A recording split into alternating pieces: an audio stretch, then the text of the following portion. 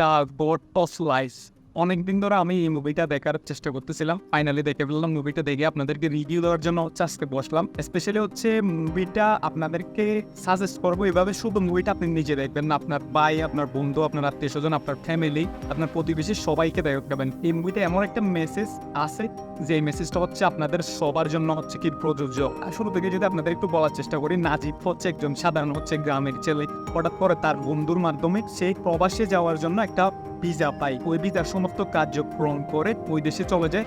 গিয়ে সেই এয়ারপোর্টে তার কবিলের জন্য অপেক্ষা করে। কবিল মানে যেই মানুষটার কাছে আপনাকে পাঠানো হয়েছে, আনফর্চুনেটলি ওই তার কবিল তাকে নিতে আসে নাই। ওই সময় ওই ফাদের অন্য একজন মানুষ তাদের দুজনকে নিয়ে যায়। এই নিয়ে যাওয়ার পরে কি মূল কাহিনীটা, মূল ঘটনাটা শুরু হবে। নাজিমের একটা সবচেয়ে বড় প্রবলেম সে যে দেশে আসছে সেই দেশের ভাষাটা বুঝে না। সেই জন্য তাকে অন্য একটা লোক নিয়ে আসতে পারছে এয়ারপোর্ট থেকে। সে যেখানে যায় তাকে সেখানে খুব বেশি নির্যাতন করা হয়, মানে তাকে খুব বেশি মারধর করা হয়। এখানে সে বলতেছে আমি চলে যাবো, এখান থেকে আমি থাকবো না।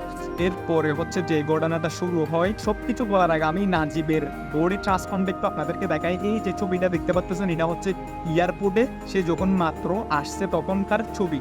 আর এই যে ছবিটা দেখতে পাচ্ছেন, এটা তার বর্তমান পরিস্থিতির ছবি। মানে সে প্রবাসে এসে, মানে তার বর্তমান পরিস্থিতি এরকম। সে আসছিল কি অন্য একটা কাজের জন্য, যেখানে তাকে বলা হয়েছে মানে তাকে এসি রুমে রাখা হবে, তারপর ভালো একটা জব হবে, সবকিছু হবে। বাট আনফর্চুনেটলি সে অন্য একটা মানুষের মাধ্যমে যেখানে আসে, সেখানে সে কি বেড়া চড়াই। কাজ করতে করতে হঠাৎ করে একদিন বেড়ার চোখের মধ্যে তার নিজেকে দেখে। সো নিজেকে দেখে সে একদম কি অন্যরকম একটা ফিল করে। তারপর সে হঠাৎ করে একটা গাড়ি দেখতে পায়, ওই গাড়ির সামনে গিয়ে তার নিজের ফেসটাকে সে দেখে। কি একটা অবস্থা! এই মুভিটা প্রায় 3 ঘন্টার মতো। 3 ঘন্টার মুভিতে আপনারা কখনো একটু সাই ফিল করবেন না, বোরিং ফিল করবেন না, বিকজ এই মুভির প্রত্যেকটা সিন এমনভাবে ক্রিয়েট করা হয়েছে।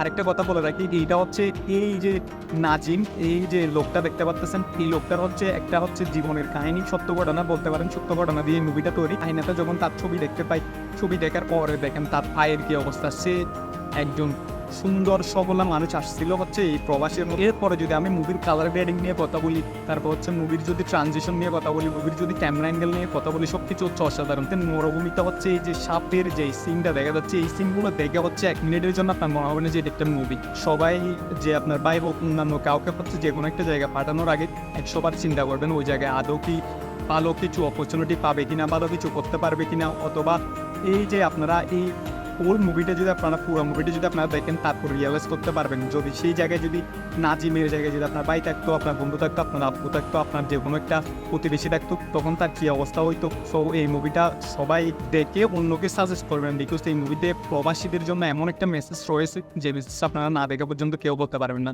এই মুভিটি যদি আপনারা দেখতে চান, এই মুভির লিঙ্কটা আমার একটা ফেসবুক গ্রুপে দেওয়া থাকবে, ওইখান থেকে আপনারা মুভির লিঙ্কটা পেতে পারেন। দেখা হবে নতুন কোনো ভিডিওতে। সবাই ভালো থাকবেন, আল্লাহ হাফেজ।